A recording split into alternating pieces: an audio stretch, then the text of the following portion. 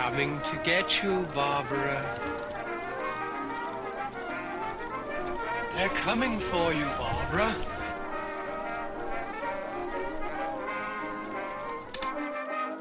Look, there comes one of them now. Welcome to the latest episode of the Excuse Breakdown. No, wait, that's not what we call this podcast. No, it is welcome to the latest episode of the Movie Breakdown. Even though I'm planning on not really talking about any specific movies this week. And even though it's been a long time since you have heard me, despite the last episode promising you'd hear me the very next week. And so here I am once again apologizing for not being the weekly episodes, the weekly movie review show that we once were. As our long time listeners know, way back in 2013, Scott and I started this show, and we went a decade strong, posting an episode almost every single week. There was a few short hiatuses, but for the most part, we stuck to the weekly format. And we even kept that going during the beginning of COVID. And I believe it was 2023 when things started derailing a bit for the show. So if you're someone who has started listening to us since 2023, you'll be like, they're not a weekly episode. They're a few times a year show. But the longtime listeners would say, no. They once were able to consistently put out a show. I'll leave the quality show up to the listeners. But I mean, we've grown. We grew this show to the level that Spreaker Prime came to us and wanted us to join their stable. So there has been successes. We have many listeners that listen to the show who have never met me in person. So it's not just friends and family. This isn't the my mom listens to me show because she loves me. We grew an audience. And so, I mean, I do have to own that. I do have to thank you guys for being with us. I don't know how many have stuck around now since it's been so inconsistent the last few years. You might have deleted us from your app, and for that I understand, but I apologize for the massive delays. The kind of shameful thing is in 2023, we were still recording weekly episodes after we started off the year with the best of 2022, I believe it was.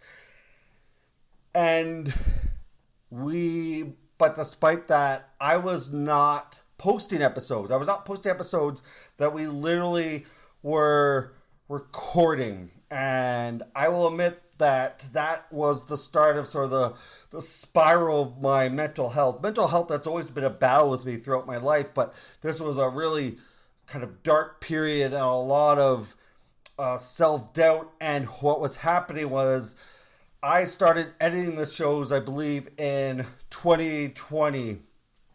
And around that, so then when 2023 hit, what happens is I would have these episodes and they would be these massive things that we recorded. And I had in my head that the episodes had to be at 90 minutes at the most. And so I'd spend all this time kind of editing them down to that amount and trying to make things sound a bit crisper.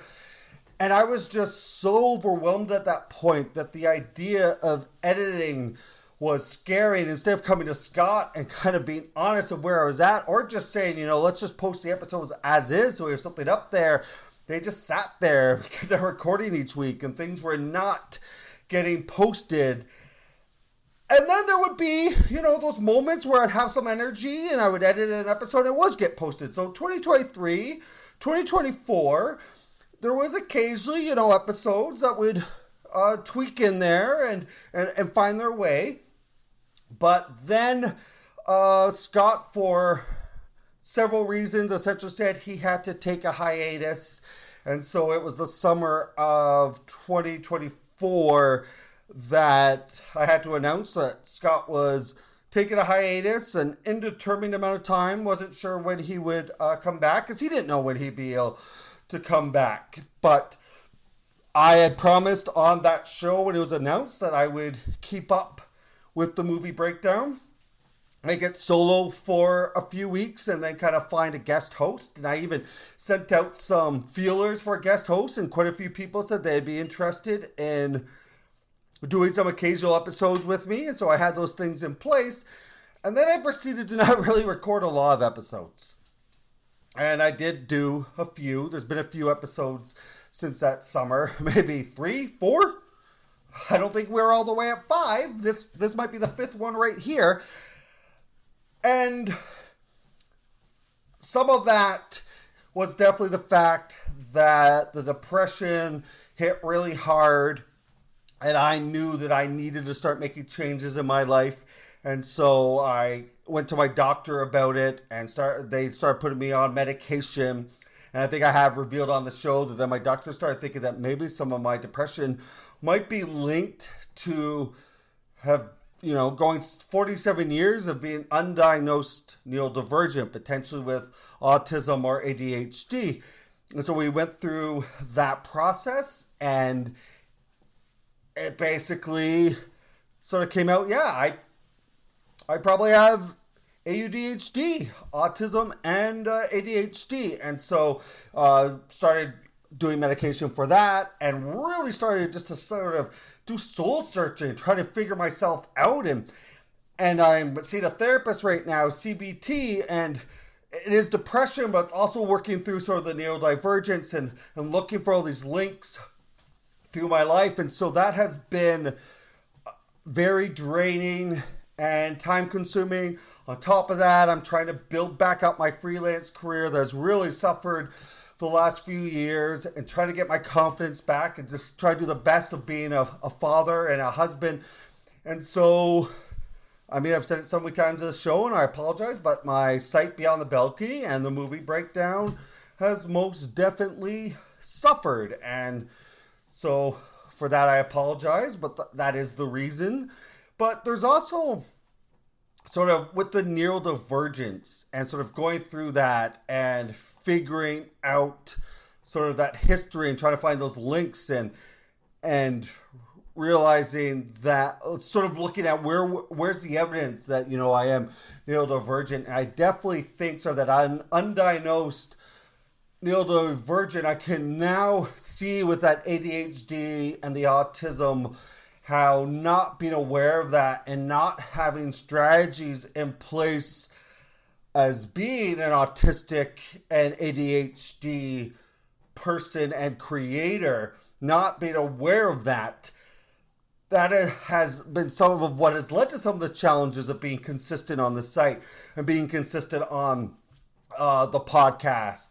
I now know why sometimes I am super over ambitious with something and want to take on all these different projects, but then I get overwhelmed by it. Why sometimes I have massive bursts of energy and then other times I have absolutely nothing.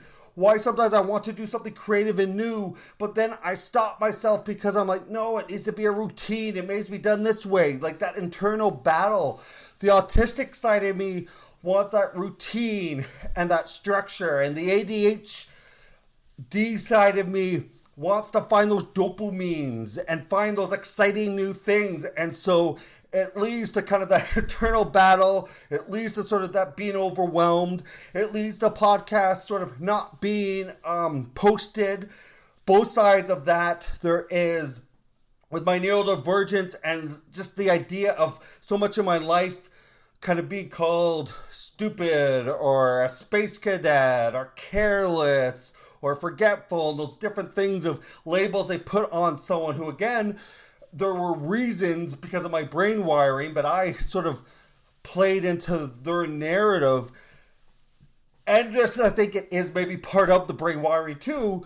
There's been that massive sort of all or nothing perfectionist streak in me. If I can't make it perfect, that I don't want to present it. That idea that it has to be done this certain way. I have to prove that I'm worthwhile and talented. And so that stuff being unchecked has also led to sort of the challenges of the podcast not being posted or being the consistent, especially now with Scott or gone, it was just me, it was even much easier, and sort of just keep on sort of pushing this off and getting overwhelmed. And so it has been, so the big revelation for me is sort of recognizing sometimes some of the things I've been ashamed of, or the things that have sort of stopped me or been roadblocks for my creativity, knowing that it is things that are ingrained into my brain wiring. And that at least now gives me a chance of, let's come up with some strategies now. Let's come up with some accountability. Let's get stuff in place where, and this is what my therapist says many, many times, working with my brain instead of against it. Working with the strengths of being neurodivergent and stop trying to make myself neurotypical. And so that is sort of where I'm at and what I'm trying to do with now trying to get my career back on track, trying to get the site back on track, trying to get the podcast back on track, and recognizing who I am. I mean, there is a lot of strengths I think that neurodivergence brings to me. It has given me, I think, a strong sense of empathy. I think it is a lot of the reasons why I'm a strong critic, is that idea of finding patterns and emotional connections and that hyper focus and like really digging in and analyzing things. I think that's what's made my reviews sometimes unique and interesting and insightful, because that's sort of the strengths that I have there. Obviously, my creativity, my love of creation, my love of the arts, my massive imagination, my love of storytelling, a lot of that comes from having that neurodivergent brain and having so many different ideas to try. And so I want to lead into a bit more. I want to kind of embrace my creativity a bit more in that area, because I think those are a lot of my strengths. Stop trying to be like, oh, well, this podcast or my film criticism, it should be like other film critics are trying to sort of make myself that way, realizing, no, I need to embrace what makes me unique, recognize my strengths and my weaknesses.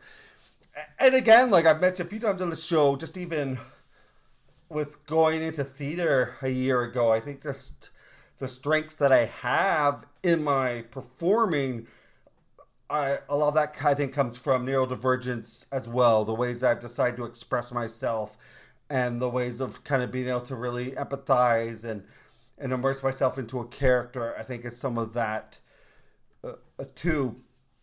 And another strategy that I need to use when it comes to the site and life in this podcast is a bit more self-compassion, because what happens is sort of behind the doors is I beat myself pretty hard, not physically, though that has been something I've done before when I was younger, but emotionally I really get on myself, and I'm ashamed and embarrassed that I haven't been able to do, the weekly episodes and when I promise Monday morning every single week, and so I get inside my head, and then I don't start creating anymore because I have just drained myself of energy, and I'm doubting myself. And so self-compassion is something I need to give myself a bit more. Is maybe sometimes I'm not going to get the episode right on the deadline. Sometimes I'm going to be really low energy this week, and maybe I won't review the movie right after opening night, and maybe it won't...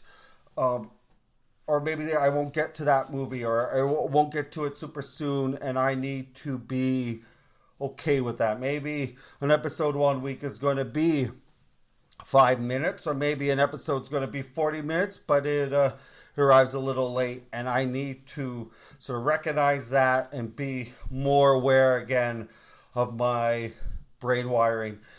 If I'm still getting episodes that I post now when I'm not even close to sort of being weekly, and I'm still having people listening to it, making those small little times where a little late or a little short, that's not going to make me lose listeners, because I mean, things have been a lot worse these last few years, and we still have a decent listener base, which I am absolutely thankful for.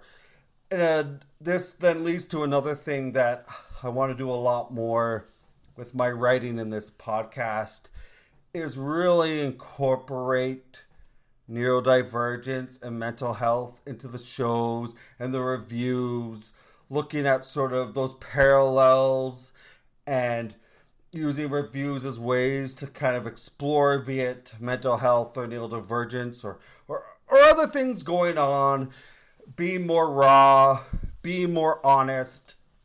I would also really like to just experiment a bit more.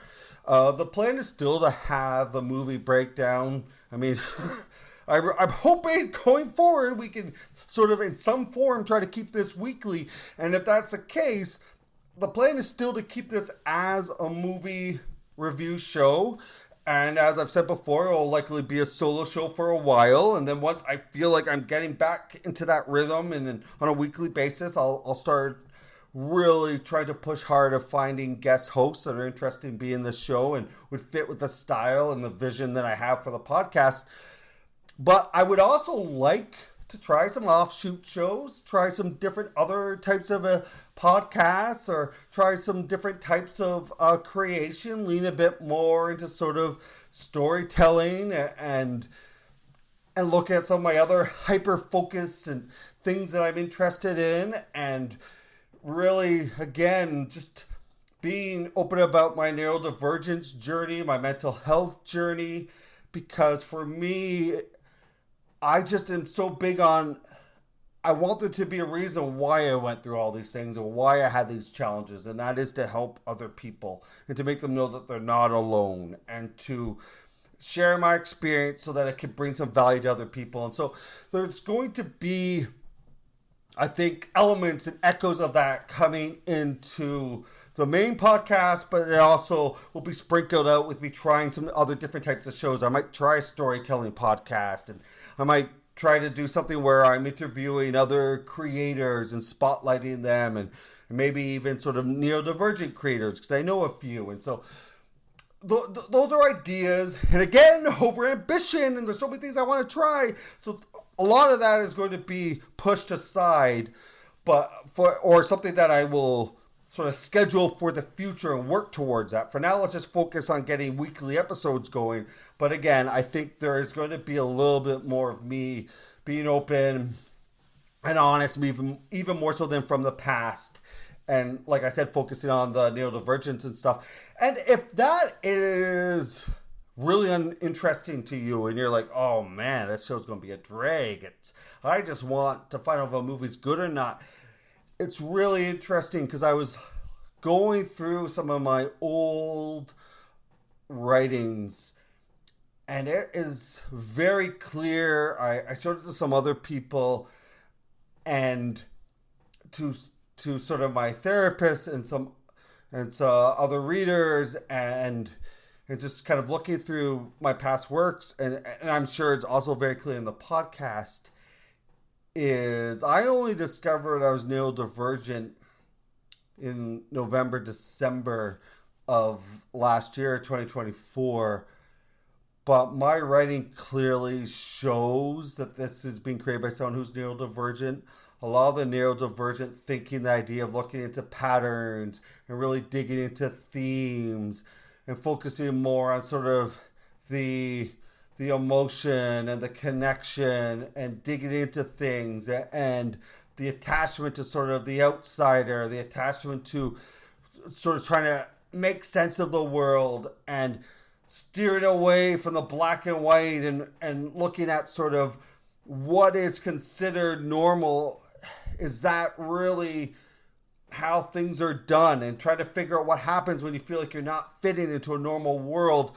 That is, those type of questions and that type of exploration is heavily evident in my writing and the way I approach movies and how I reviewed it. So the reality is my neurodivergence has always been there. I just didn't know I was neurodivergent. And so the reality is me declaring that that's going to be something that will be spotlighted on this show. It's always been in this show. I just wasn't aware of it. And maybe some of you were, and some of you, because I've had a few people be like, oh, I just always assumed you were neurodivergent. And so it's more I'm just putting a label on it. So don't worry too much. It's probably not really going to change that much. It's just more me maybe trying to use that now to sort of provide, one, to make this show distinct, but two, to really kind of have that connection and empathy and be there for people. And like, I'm hoping I could create a show that is entertaining, engaging, but also maybe can enlighten some people, but also feels like a safe place for those who sometimes feel like the other. Even if it is not necessarily neurodivergent, but you feel like you don't fit in this world because of other reasons, be it your how you identify, be it your gender or race, sexuality, those type of things. That's really important to me. It's always been important to me. And I mean, I don't necessarily think I am the great voice for that. It's just a voice, something you can listen to. I mean, I'm still a white male. I still have a lot of privileges, and I'm still dorky and weird and quirky, and I definitely don't have all the answers, and I'm going to get things wrong, and I am going to accidentally offend people. Things like that are going to happen, but I think I hope I can present something that is unique and interesting.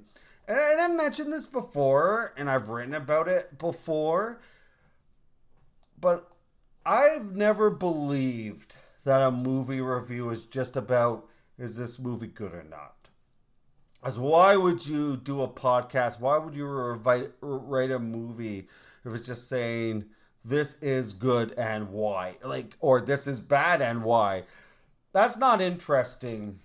And I don't really know what the value of that is, because as I've said many times, art is subjective. And just because I think a movie is a masterpiece, there's going to be someone who doesn't think it's good. And so that review is useless if its entire point is just why it is good.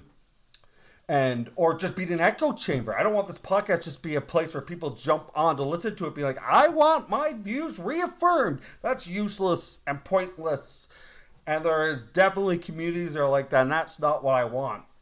I want to explore creativity. I want to explore storytelling and imagination. I want this to be a community that celebrates and loves movies.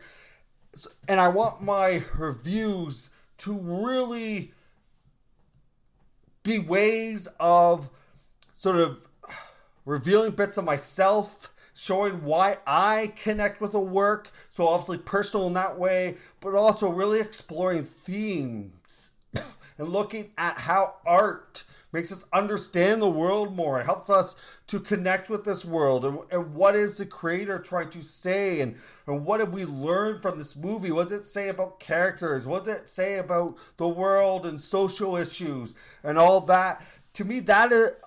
I love Roger Ebert because that's how he wrote reviews. That's how he explored movies. He talked movies about empathy machines. He loved movies because it allowed him to understand lives and people that he would never be, and maybe even he would never see, and talk about experiences that he would never be in. And that's, I think, what is the value of reviews. I want people to walk away and say, that's an interesting perspective. I don't necessarily even agree with him, but that's an interesting perspective, and it makes you think about things a little bit differently. That's the value of movie reviews. It's not if it's good or it's bad. That has been my goal since 2013 for this show. So if this, what I'm saying, is absolutely shocking to you, then it means I failed at my own goal. If you just like finding out if something's good or bad, I think by now you would have bailed out on this podcast because it would not be giving you what you wanted, or I just have not reached my goal at all. I have not been successful. Another thing that I sort of just want to bring up a little bit, and I have talked about it on the podcast, is how much I've really been annoyed and frustrated by a certain circle of the film community that is kind of peddling this anti-woke movement. Or if it was the 90s, it'd be anti-PC. This pushback saying that Hollywood is all about going woke. Go woke, go broke. Which obviously, like, things like Black Panther and Barbie and some other recent movies show that that's absolutely ridiculous. Is that diversity has often led to massive box office success and has drawn people and has made people who normally are not seeing themselves on the screen, they will finally go because they are being represented and they connect to it. I mean, my daughter, her favorite movies, her favorite Disney movies are like Raya the Last Dragon and Moana. And I mean, my daughter's not Polynesian, but Moana is something that she connects with because it's not a purely white princess. She is darker skinned and she has a personality that's closer to my daughter who likes to go on adventure. Raya, I mean, my daughter is half Chinese, and so there is a connection of her kind of seeing someone that looks similar to her, and I think that's important. I think that has a lot of value. I was pro The Little Mermaid and who they decided to do with that casting, and I love the fact that Black Panther ended up being one of the highest grossing movies. And so the simple fact is, if you use the word woke, this is probably not the show for you. And I say that because anyone who uses the word woke is probably anti-diversity and is anti-progress and is wanting there to be more white males in their movies. And I might be wrong on a few, but the simple fact is there is several YouTube channels that I blocked because I'm not interested in that community and it frustrates me. There is one person where I'm not going to mention their name because I'd rather people not know about him. And I mean, he's super popular and he's got tons of subscribers, so he doesn't need my endorsement. He reality is he's got way more viewers than I have listeners, that's for sure. But one thing when I really realized how frustrated I am about that movement is he went on a rant about, I can't remember what the movie was, about how it was objectively bad. And that showed me how much a lot of people in that group just don't understand film criticism at all. Because no movie is objectively bad. Art is not one where it's objectively good or objectively bad. It's subjective. It connects with people in different ways. One person's worst movie is another person's greatest movie ever made. That is how art works. It's a rule that I've lived by, and any critic I respect will agree and subscribe to that motto. I know a movie that I love is not going to resonate with every viewer, but at least I hope my review lets them understand why I like it and gives them a perspective on that picture. One of our first ever breakdown shows, I liked The Lone Ranger. This guy hated it. It made his worst of the year list. I have not revisited The Lone Ranger since 2013, and partly it's because I like the fact that I enjoyed it while everyone else tells me you like something that's horrible.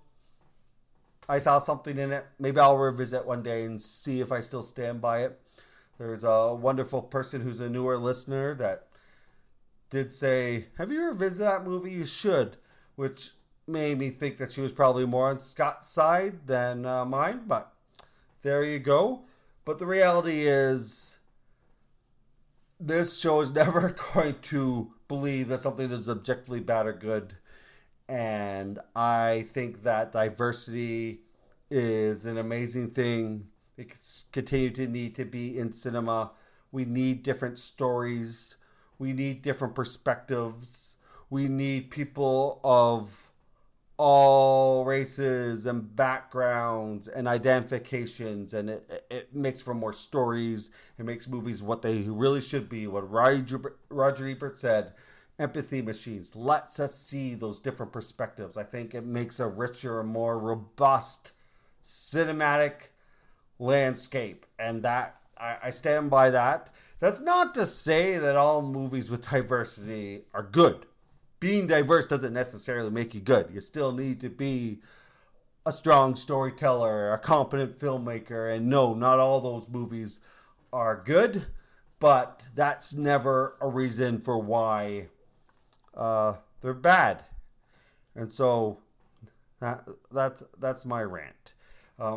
Another thing that for years and years and years, me and Scott debated back and forth, do we do a worst of the year show? We, except for the last 2 years, obviously, we haven't had our year-end shows, but for over 10 years, we had the best of the year, the worst of the year, and then recently, in the last few years, we brought in the most underrated. And I've always struggled, not always actually, but probably by 2017, 2018, I started wondering, do we do a worst of a show? Do we have a whole show where we're committed to looking at things that are bad and wallowing in negativity? And part of the reason why we brought in the underrated show was because I was like, we're focusing on the best, we're focusing on the worst, and then there's all these wonderful movies that never get talked about again. And so that's why I put in the underrated movies that either critics and audiences hated that I enjoyed, and so we put on a list to sort of champion that, or movies that sort of people just fell under the radar and give us a chance to spotlight them. And that sort of eased my conscience a little bit of having a worst of show. And there is a lot of listeners that still like it. And so hopefully I have a year-end show, because hopefully I'm going to start having shows again. I'm actually going to watch my first 2025 movie to theater very soon, hopefully. But if I have a year-end show, I probably will do an underrated, a best of, and a worst of. But one of the things that has really bothered me with sort of the state of film discourse recently has been the focus on negativity and how some people seem to just devote several episodes of just tearing a movie down, and it being such a big part of sort of their brand and how they establish themselves. And there's just so much negativity in social media and in the online space, and I think it is you gotta have, like, if you're going to review a movie no matter what, and if it ended up being something that you just despised, you need to say that and you need to be honest about it. But I don't think you need to just jump on things and be negative for the sake of negativity. And that seems to be such a big thing right now, is there's people that grab followings because they're going to go on their latest rant and hate something. I'd rather be known as someone who's about celebrating and loving cinema and loving life and bringing positivity. And there will be negative reviews, but even then I want to recognize just how hard it is to make a movie and recognize the beauty of cinema. So even in that negative review, trying to find something positive from it, even if for the most part I'm bashing it. It's a bit harder when you're doing something like, that awful Marmaduke movie or The Fanatic and stuff like that, where there really is nothing positive in those pictures. But and that's fine. If you can't find anything, that's fine. You still do the review. But I definitely have got frustrated with sort of that wallowing mentality that seems to be happening and the toxicity that seems to be all over the place. And my goal is for the movie breakdown to be on the balcony, to be something that comes a bit more of a celebration and positivity and loving cinema, with the total recognition that the state of the movies right now aren't awesome, at least at the mainstream level. I'm worn out on all these comic book movies, and there isn't a lot of big blockbusters that I've been excited about. I'm tired of sequels and the stuff that Warner Brothers is doing. I want there to be more original ideas, and there hasn't been maybe a lot of movies in the last few years. I walk away saying, oh, that's a classic.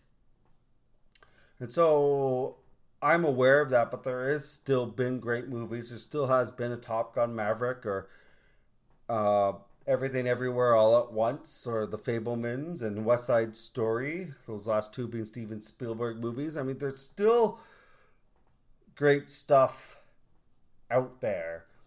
But I mean, that doesn't mean that I'm not going to be open to saying, oh, there's a lot about the movie industry right now that's kind of annoying and frustrating, but there is some great independent movies, and my goal is to try to seek out, find those hidden gems and celebrate them. I'm more excited about digging and finding those kind of surprise great movies than wallowing sort of in the trash.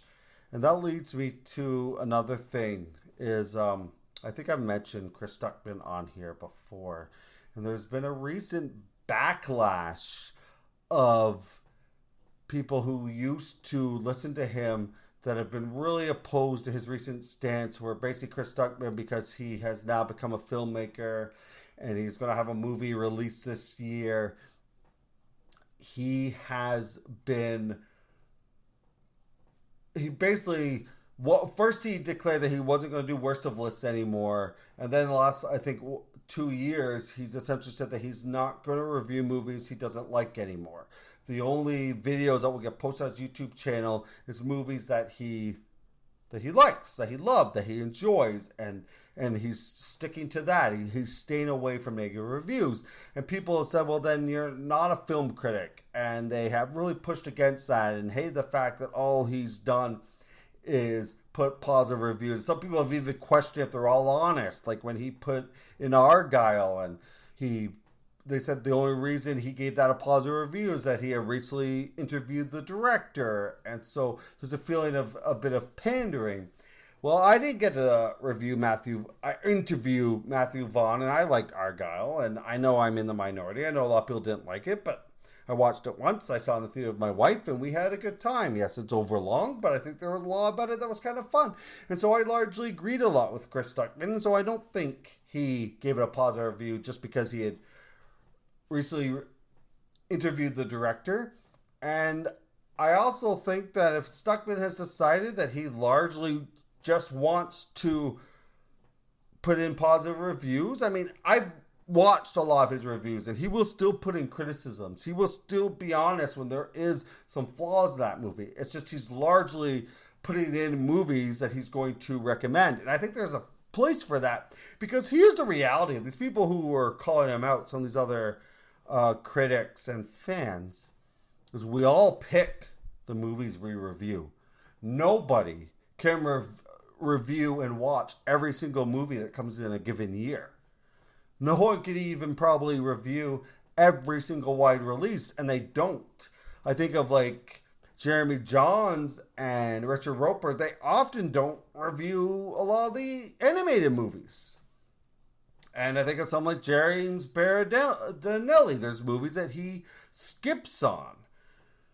And the fact is, there's everyone who is going to be like, oh, that movie doesn't look good, I'm going to stay home. Especially if you're an independent reviewer. If you're not with a magazine or a site where they assign which movies you have to review. If you are sort of a YouTube critic and you can decide what we review, the reality is there's movies you decide to skip. Be it you don't review Netflix movies, or there's 4 movies that have been reviewed this weekend or that have come out this weekend. I can't do all 4. I will pick this 3. And the simple fact is that just happens with everyone. So Stuckman's just deciding that those are the movies that he wants to review. And I think the reality is sometimes some of these movies that critics have picked to review, like I think of like something like 50 Shades of Grey or some of these other movies, I think they literally decided to watch it so that they could trash on it and destroy it. That is why they watched it. That was your decision. You never thought you were going to like it. That movie's not even really for your target demographic that watches you, and you just did it so that you could entertain them by ripping on a movie that really wasn't made for you anyways. So for me, I have not watched any of the 50 Shades of Grey. I knew they wouldn't like them. I don't think my listeners really care about those movies. if there were listeners that came to me and said, I really want to hear your opinion on that movie, I mean, maybe then I would go see it, but that never happened. And so then I never watched them. And so I think the Stuckman backlash is silly because every critic decides what they're going to see. This is how the movies he's decided. I choose what I'm going to see. Every critic chooses what they're going to see, unless, again, you work for a newspaper or a bigger publication and they assign what you have to see. But yeah, I think that stuff is silly. And like I said, sometimes I will see something because a listener or a reader requested it. That's why me and Scott reviewed the 2 Rebel Moon movies. They're horrible, but we did it because we do it for our fans. That's why we do it. Another thing that I'm not interested in ever doing as a writer of film, a writer of pop culture, or this podcast is ever turning this into sort of a marketing vehicle disguised as a news outlet. There's been several sites that I used to read on a regular basis that really feel like they've become more and more sort of marketing tools for the studios, where they hype up, oh, look at the latest like cast photos, behind the scene footage, oh, look at this, and I'm not interested at all in journalism that really is just a marketing tool. And I've always sort of had a soft spot for trailers, and so I mean, I might still review trailers someday, more just because I'm interested in the form of trailers and what trailers do. And I think a good trailer itself is a form of art. But I'm not interested in ever sort of being something that is just playing into the hype. I think one of the things that really frustrates me about current kind of film journalism is it's weeks and weeks and weeks of analyzing sort of on-set photos and analyzing what will be in this movie and really just being a machine of hype. And then once the movie comes out, they barely talk about the movie because they've now moved on to the latest hype machine. There's a lot more pieces written about probably Thunderbolts before it's released than there will be after it's released. And that frustrates me. I'm more interested in analyzing the art and writing about the art and talking about it after I've actually seen it and coming out with themes and having episodes that are more devoted about actual art that has been seen and rather than being part of the hype. Another thing that has become really bad is clickbait. I'm getting really tired of sort of those titles of like, you know, the one horror movie that Harrison Ford ever was in. And that's the title, because they want you to click to find out what it is, rather than saying, you know, the sort of, I can't remember what that movie is. It was with Michelle Pfeiffer and Harrison Ford's in it, and the trailer spoiled that he was bad guy. What Lies Beneath, I think. Rather than saying, you know, why Harrison Ford's What Lies Beneath was Harrison Ford's first foray into being a horror villain, or where you reveal it, you know what you're going to talk about, and the person can dig in, rather than this sort of mysterious nonsense that comes from clickbait articles. And I'm not a fan of it. And I hope I can avoid being clickbaity for most of my career. I remember back in 2013, I wrote an article for a certain site, and they came back to me saying, can you change this title to make it, they didn't say clickbaity, but sort of appeal more and catch the eyes of the reader. And the title they pitched, I went back and said, that's not honest.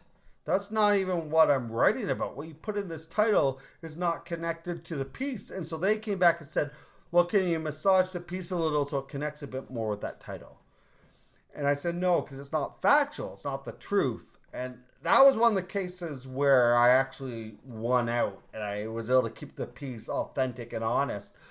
But it's very clear to me now, 2013, it's got even worse over 10 years later about this idea of creating stuff that really is for the clicks and for getting reactions from people. And that has always kind of driven me crazy. I will also confess that I'm just really bad at headlines. I think I might be a great storyteller. I might be a great writer. I can craft an article that's engaging, but I do have a hard time with sort of that sort of catch your eye headlines. But hey, that's what AI is for, right? They can help me make my headlines better, or that's what an editor's for. And maybe I'll get better over time. So yeah, this has not been your typical episode, but thank you for sticking with me. Thank you for listening to this episode. Thank you for, despite the fact that I've been so inconsistent, that you decided to download this once again and see what I had to say. And thank you for your patience. And I'm really going to try to get those strategies in place and really, hopefully with the therapy and figuring stuff out about myself, we are going to get this podcast back to being weekly. I really want to review Wallace and Gromit, Vengeance Most Foul, and I want to watch it and review it with my kids. And so hopefully next week, that is what will happen on the Monday episode when it gets posted on Monday, fingers crossed. And I will start catching up on 2025 movies. Several months behind, we're in April now, but I'm hoping to get back on track with that. And I just hope this is a show that I can make entertaining, provide insight, shed a bit of my soul, and give something of value to all of you amazing listeners. I forgot to do what we usually start off the show. So I want to thank Speaker Prime for being the hosting site for the movie breakdown. And Beyond the Balcony, my own site. My own wonderful site where you can see my writings, which I have had something on the site every single day this year, but it's not had the movie reviews or the pop culture insight and that type of stuff that I want. It's largely me sort of repurposing posts from Facebook or other social media and turning it a bit into an article and being more about neurodivergence. But there is stuff on there, so if you don't have social media and you're interested in a little bit of learning about what I'm learning, that is definitely not how I want that sentence to go, but if you want to see a bit about my experience and my journey with mental health and neurodivergence, that's what's really been on Beyond the Balcony this year, along with a little bit of hype about our theater shows. I did Murder on the Orient Express, and Music Man's on the way. I'll be Mayor Shin, and Danica is going to be in the kid ensemble. Emily will be a pickle little lady, and Everett's going to be Winthrop, so me and Everett have two big parts. And so that'll be the first 2 weeks of May with Community on Stage in Cambridge. And so if you're in that area, we'd love for you to check it out. And so yeah, you can see all that kind of stuff on the site Beyond the Balcony. The goal is to get Beyond the Balcony back to what I envisioned it to be, which is sort of those personal touches and the mental health and the creative process, but also actually reviewing movies and being about pop culture, mostly sort of the movie realm, and sort of letting it and Beyond the Balcony Beyond the Balcony and the movie breakdown kind of supplement each other. And so that's the goal. Hopefully something that maybe we can start up this week. And then down the line, I am eyeing newsletters and expanding. But I got to take it slow. I don't want my ambition to overwhelm me.